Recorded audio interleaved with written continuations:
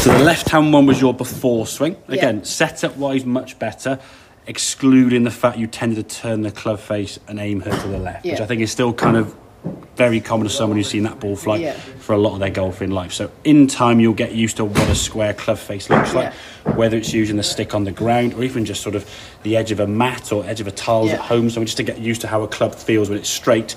People line at the top part of the club. When actually, if you look at this bit now, this sort of moves back anyway because of the offset look. So you've got to like that bottom groove. And get her kind of 90 degrees to your target, okay? So this is on the left was your old swing, okay? Again, backswing was decent, good rotation. It's now about here we start lifting up and going through what that pane of glass would be here, okay? As we then come back down the golf ball here now, that club is basically coming through your head from a very, very steep angle attack, okay? So the practice that we're going to do now, this is where all the thinking happens, okay? You're going to set yourself up, swing the top of the backswing. Again, really, really good backswing there now, okay? And then from here, without moving your shoulders or your torso at all, let the arms just fall down. First couple you can quite get, there you go. And then, hang on, next one, here we go.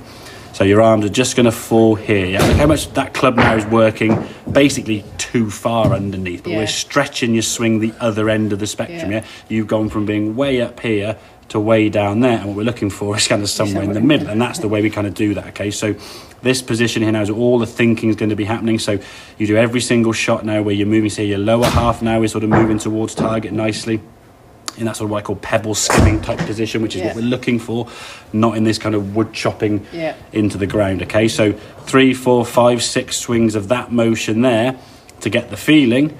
Then when we step into the golf ball, we think, okay, the only thing I would think about now is your club face direction. Make sure she's aiming straight to target, okay?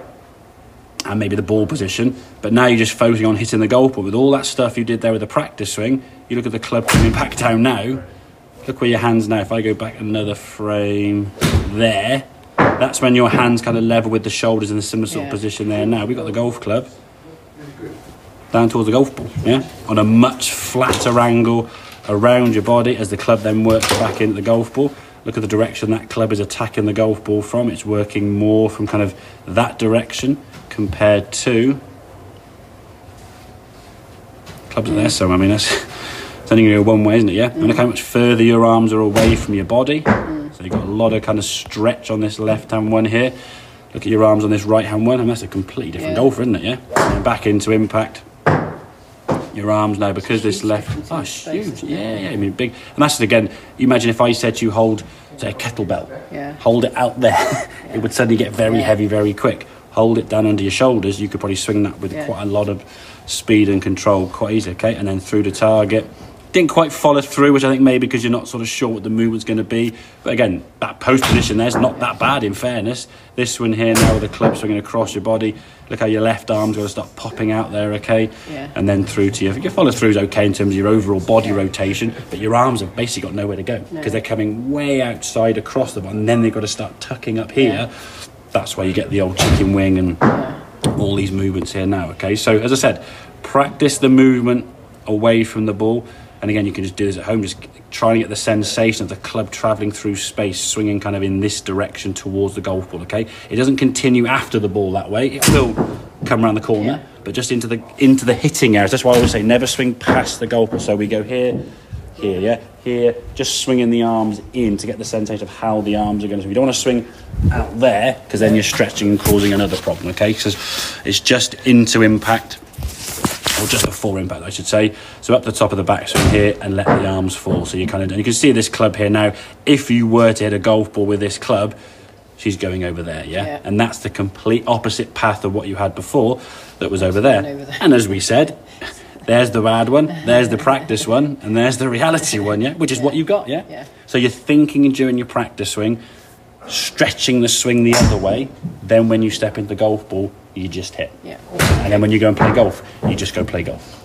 Easier said than done, I get. But we've got to have at least have an understanding of how we're going to make this movement and move over time. Exaggerate the heck out of it in practice or at home or whatever. And the more you then do that, the more that feeling of where that club's going to come from. We have that sort of pane of glass. If you're swinging through that there now, okay. Do you come underneath it? Just about, there you go. Your arms are now working underneath that green line.